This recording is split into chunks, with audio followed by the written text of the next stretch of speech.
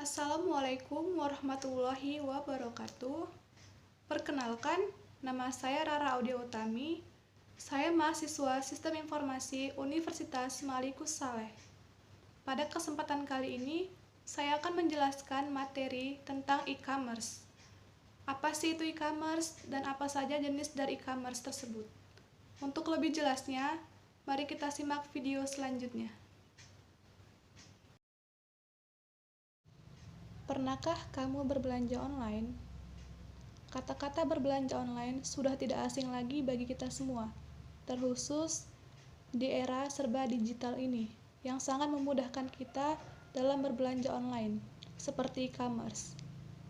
Kita bisa membeli apa saja barang-barang yang kita butuhkan di e-commerce, seperti Shopee, Lazada, Tokopedia, dan lainnya. Mengenai e-commerce itu merupakan penyebaran, penjualan, pembelian, serta pemasaran barang atau jasa yang mengandalkan sistem elektronik seperti internet, TV, atau jaringan teknologi lainnya. Di era digital ini, semakin banyak orang yang berbelanja lewat internet atau secara online, baik itu di komputer maupun di smartphone. Terdapat 7 kategori dalam e-commerce. Yang pertama itu ada B2B, yang kedua ada B2C, yang ketiga ada C2C, yang keempat ada C2B, yang kelima ada B2Z, keenam ada C2G, dan yang ketujuh ada O2O. Yang pertama itu ada business to business atau B2B, di mana B2B adalah transaksi di mana produk suatu perusahaan akan khusus dijual ke pelanggan yang juga berbentuk perusahaan. Contohnya, ralali.com, indotrading.com, Kawan Lama, Electronic City, Indonetwork, dan MBIZ. Kategori yang kedua yaitu business to consumer atau B2C. B2C adalah di mana produk atau jasa yang dijual dari perusahaan ke konsumen perorangan. B2C layaknya toko retail yang memiliki produk eceran untuk dijual. Contohnya, Lazada, Amazon, eBay, Traveloka, dan Berrybenka. Kategori yang ketiga yaitu consumer to consumer atau C2C. C2C adalah jenis e-commerce yang meliputi setiap transaksi elektronik, barang atau jasa antar konsumen. Umumnya, transaksi ini dilakukan melalui pihak ketiga yang menyediakan platform, portal, atau website jual beli. Contohnya, Tokopedia, Bukalapak, dan Shopee. Kategori yang keempat yaitu consumer to business atau C2B. C2B adalah transaksi penjualan dari konsumen ke perusahaan. Contohnya, konten kreator yang menawarkan karya ilustrasinya kepada perusahaan tertentu. Untuk kategori kelima, yaitu business to government atau B2Z. B2Z adalah jenis e-commerce yang menjual produk atau jasa kepada lembaga pemerintah. Umumnya, pihak penjual akan menawarkan berbagai jenis produk yang dibutuhkan untuk operasionalisasi dan proyek pemerintah. Contohnya, mbis.co.id dan mbismarket.co.id, PT Brilliant E-commerce Berjaya atau MBIZ. Melalui platformnya dapat menghubungkan 350 buyer yang terdiri dari korporasi besar seperti perusahaan FMCG, perbankan, BUMN, dan perusahaan multinasional. Kategori yang keenam yaitu consumer to government atau C2G. C2G adalah proses transaksi elektronik yang dilakukan oleh individu kepada lembaga pemerintah. Contohnya pembayaran pajak dan iuran BPJS. Dan untuk kategori yang ketujuh adalah online to offline atau O2O.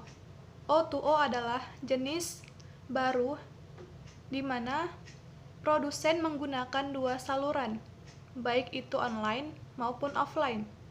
Pihak produsen akan melakukan promosi melalui jaringan online yang akan mendukung konsumen untuk berbelanja di toko offline. Contohnya Gojek dan Grab. Adapun keuntungan dari e-commerce, yang pertama, tidak adanya batasan geografis.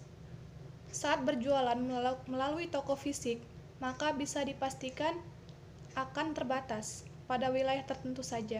Namun, hal itu tidak berlaku saat jualan secara online melalui e-commerce karena kemudahan menjangkau siapapun di seluruh Indonesia tanpa batasan geografis. Yang kedua, biaya lebih terjangkau. Biaya operasional yang relatif lebih murah.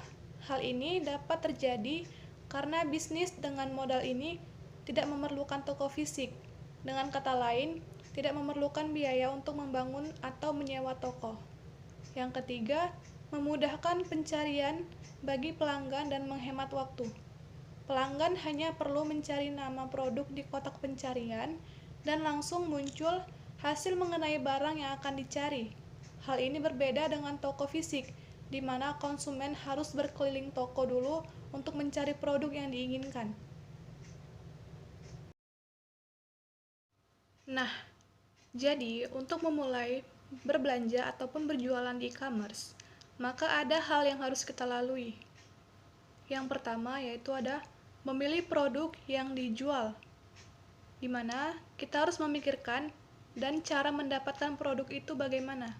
Apakah membuat sendiri, mengambil dari pemasok, atau menjual sebagai reseller. Kemudian, uji produk tersebut apakah layak untuk dijual, misalnya dengan bertanya kepada kerabat atau lakukan survei dengan memberi contoh produk.